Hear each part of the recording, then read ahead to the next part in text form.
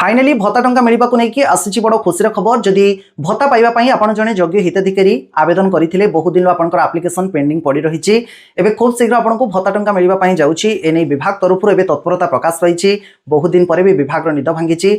August 12 तारिख भितर जिते जन भत्ता पाइबापी योग्य हिताधिकारी आवेदन कर समस्त आप्लिकेसन को कड़ाकड़ी जांच कर देखो 60 वर्ष हेले जड़े भत्ता पाइबापी योग्य सरकारी नियम रही। नियम अनुसार लोक आवेदन तो करुँच भत्ता केबे मिलिबो तार उत्तर काहारी पाखरे नाही। मास मास वर्ष वर्ष धरिकी बहुत योग्य हिताधिकारी आप्लिकेसन सेमिति पेंडिंग पड़ी रहुची। तो यहाँ गोटे प्रकार आमे विभाग अवहेला बा दायित्वहीन बद्धता मध्य कहि परिबा।